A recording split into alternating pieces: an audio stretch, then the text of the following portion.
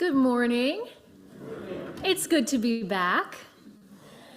I have opening words for us this morning from Saint Hildegard of Bingen. Hildegard von Bingen was a Christian mystic who lived, I believe, in the 11th century. Should have double-checked that before I got up here. But she was a really amazing woman, a scientist and a deeply contemplative person who thought about the interconnections between many things. And so our opening words are adapted from her hymns this morning. Fire of the Spirit, life of the lives of creatures, spiral of sanctity, bond of all natures, glow of charity, lights of clarity, taste of sweetness to those embittered, be with us and hear us. Composer of all things, compass of all the risen, key of liberation, release from the prison, hope of all unions, scope of all wisdom, joy in the glory, strong in honor, be with us and hear us. This is a poem by Aurora Levens Morales. Say these words when you lie down and when you rise up, when you go out and when you return, in times of mourning and in times of joy.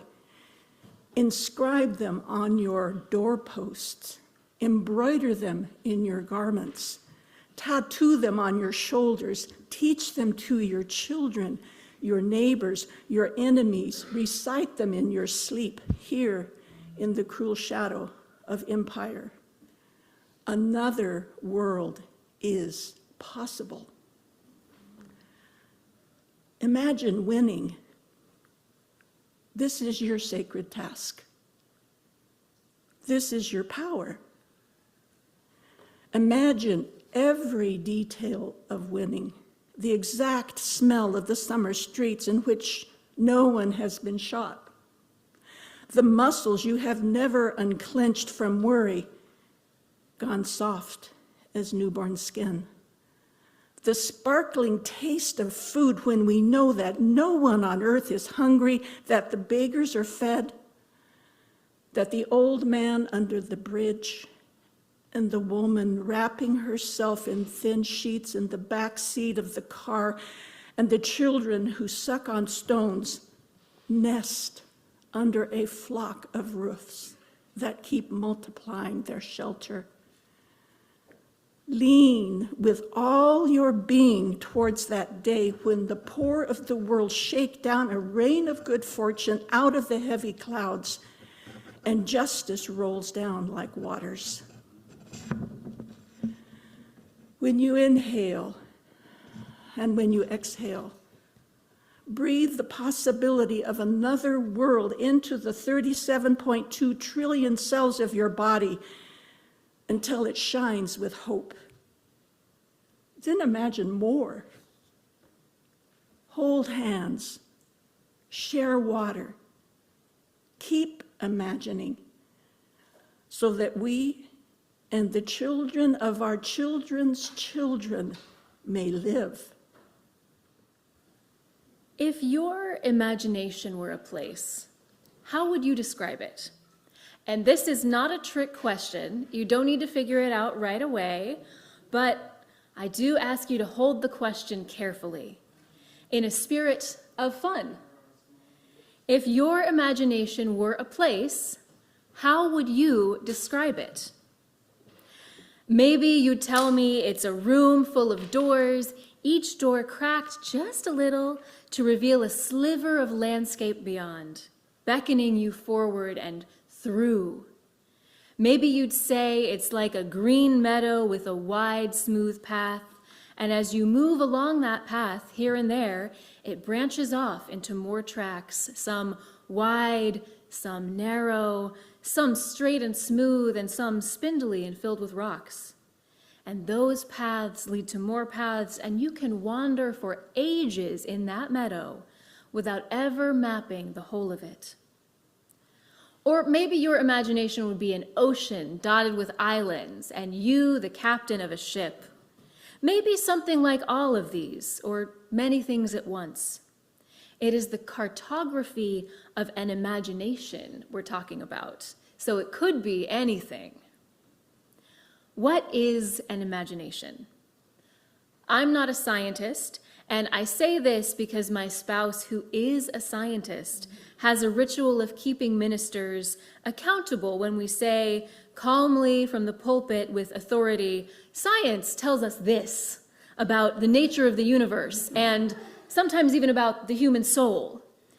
And apparently we ministers occasionally like to take poetic license with what science says. So my caveat is I'm not a scientist, but in preparation for this sermon, I did read an article by a cognitive scientist, Dr. Jim Davies, who studies human imagination. And Dr. Davies tells us that when we describe imagination, we use the word to refer to two different processes, creativity and mental imagery. And he writes that imagination is quite possibly a uniquely human ability. It allows us to explore ideas of things that are not in our present environment and perhaps aren't even real.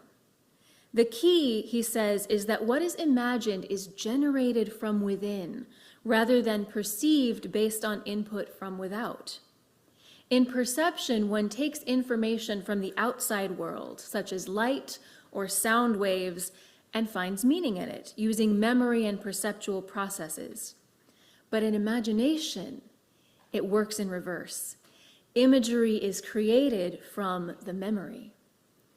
Dr. Davies says this is perhaps clearest in dreaming, where our minds churn up an entire virtual reality for us to experience when we sleep. But imagination is used in a whole variety of cognitive processes, including planning, hypothetical reasoning, picturing things in the past or future, comprehending language, and in design and creativity in engineering and the arts. Don't just take my word for it, that is a direct quote from a scientist. So I think Dr. Davies is reinforcing for us that imagination is a generative thing, a process that powers so much of what we do in life as human beings. It helps us analyze and predict, lay foundations for our futures and metabolize our past, suspend and twist the ways we process time and memory as we call up the past, the present, and the future. When we're kids, imaginary play is key to our personal and social development. Using our imaginations helps us develop our understandings of creativity, of the rhythms of life, the shapes of truth, trust, and fiction, and the role that reason and emotion play in our thoughts and our bodies. Now, sometimes our imaginations can run away with us. They can take us to outlandish places or places of uncertainty, fear, and anxiety. Just as our imaginations have the power to invoke experiences we love and enjoy, they also have the power to call up experiences we dislike and dread. But I think in its own way, this can also help us develop. Through unpleasant imaginary experiences, we can learn about things that may be dangerous for us and how to keep ourselves safer. We can learn about what isn't actually dangerous for us. We can learn about our insecurities, places of our being that need to be gently tended and cared for.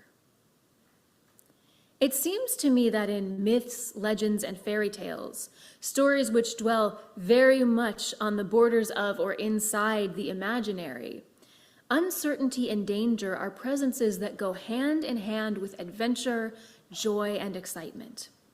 And this is also an important dimension of the imaginary, one that I think it's good for us to honor and cultivate a healthy relationship with. But it's not the place I want to spend the majority of our time this morning. I'd like to spend our time together this morning thinking about our imaginations as wells of inspiration, creativity, joy, and most of all, fun. Let me ask you, when you are in your imagination groove, whatever that may be, could be dreaming up new worlds, planning a trip or event in detail, trying to untangle the answer to a real-life riddle, or making art. When you're in that groove, how do you feel? How does your mind feel? When you're using your imagination in a way that you truly enjoy, does your mind feel more energized? Does it feel alert? Does it feel ready to go and keep going? How does it feel? Pretty damn good, says Woody. I agree. Now, emotionally, when you're in the zone of imagining, how do you feel? I feel excitement, anticipation, joy, eagerness to keep dwelling in the energy of everything my mind is calling up and forming. And when you're in those juicy moments of imagining, how does your body feel? Making no broad assumptions about how this may feel for you, I feel a little liberated physically when I use my imagination to call up something I really enjoy. When we use our imaginations to generate ideas, experiences that we love and have fun with, it is a renewing and a replenishing act, an act of transformative and creative power. And this, to me, says that imagining is a deeply spiritual act, a human capacity that dwells in the realm of spirit. Now, you like to use the word spirit to mean a host of different things. Everything from our soul to a present state of being to what I describe as a sort of quasi-entity that feels like it's meant to convey something in the middle of the spectrum between the divine and the universe. And if any of that is what you mean by spirit, please apply it to what I'm saying. And for me, spirit invokes something in the realm of the intangible, the emotional, the elemental. When I say imagination is an act of spirit, I'm defining spirit as a particular human process of synthesizing experiences and using them to make meaning. Meaning making is a way of telling ourselves how to be human, of understanding what it means to be human. It is a process that is generative, active, creating something new from memories of something past, imaginative. It is a process of divining what is sacred to us in this human life. Meaning making is spiritual work and imaginal work. We just sang one of my favorite hymns, Wake Now My Senses. And we sang, Wake now my senses and hear the earth call. Feel the deep power of being in all. Keep with the web of creation your vow. Giving, receiving as love shows us how. I want to offer that when we invoke our imaginations, it is a sacred act.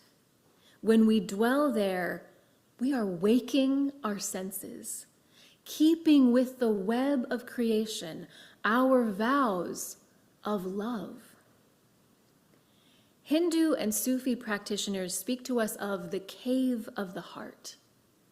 The cave of the heart is an inner space of transformative imaginal power. It's a space where our being connects with what is more than us to show us what can be. The cave of the heart is a deeply spiritual space, and it's a space of spiritual imagination. And I have to wonder, in this particular time of so much grief, so much uncertainty, so much fear, when it's all too easy to call up the terrifying dimensions of the imaginal because they are increasingly real. How often do we allow ourselves to visit and dwell in the cave of the heart? How often do we allow ourselves to understand practices of imagination and play as sacred spiritual work? So often, I think we can approach our spiritual practices with a certain solemnity of mind, an understanding we must follow form and structure in order to get it right. Have you ever been meditating and you've been in a really good flow, breathing in, breathing out, observing every thought, but not getting swept up in the tide? And then your meditation comes to a close and you feel great, but you also are like, whew, freedom to move on to the next thing. That was some great practice, but I'm glad I kept my thoughts of my dream vacation out until now. I've done that before. Have you ever been here in worship and felt a surge of creative emotion, but you thought you needed to tamp it down until the benediction, until you can let it out at home? Have you felt that moving too much during the hymn, naming affirmations out loud during the sermon, even speaking during our time of joys and sorrows might break a kind of sacred spell?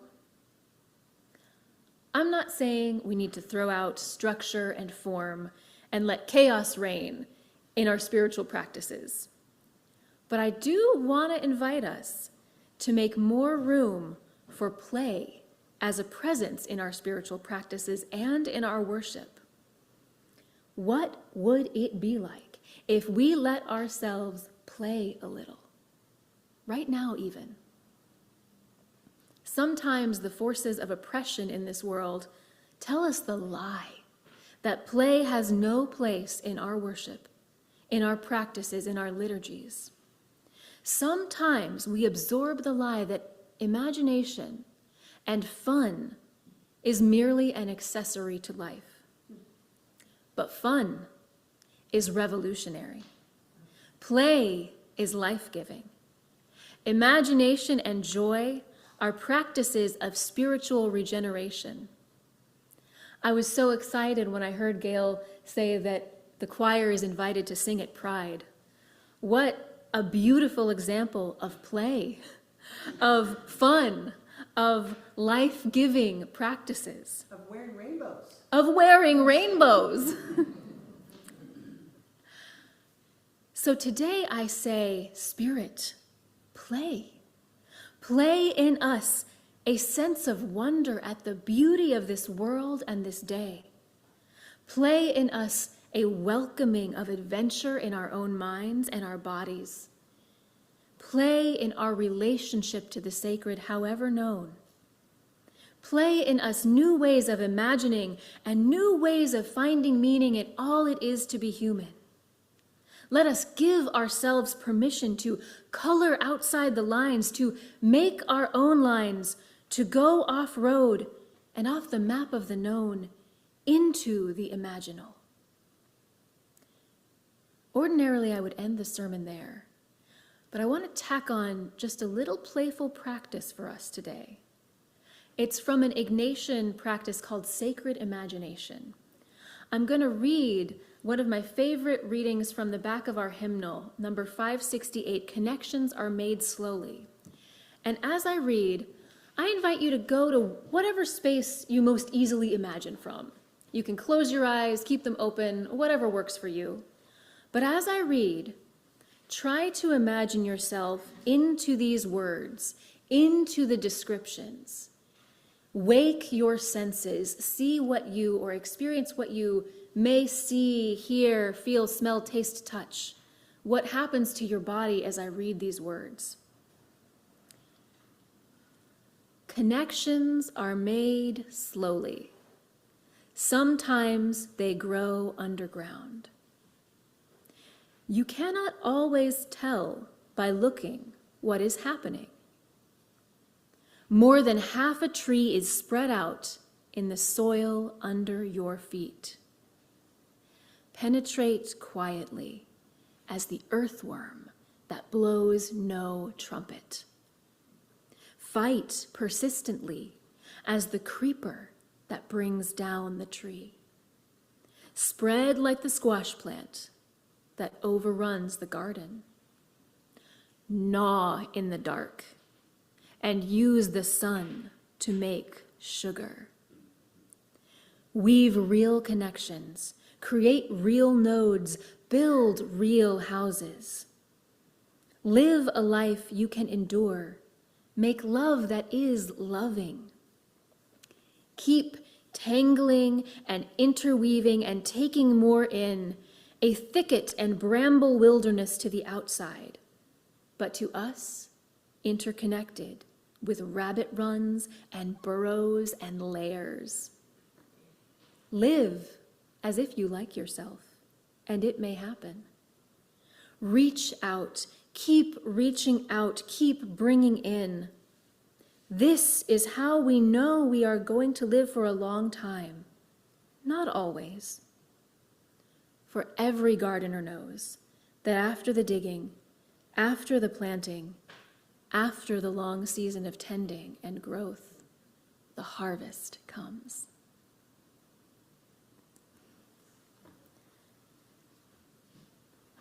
I invite you to come back to this space, but just notice how it felt to be a little more aware of your imagination and your body as I was reading that. And think about how you might enter into sacred imagination as you go forth from this place and come back here to worship. Amen. Selah, blessed be. May it be so. May we play together. May we imagine together the world that must be. Amen.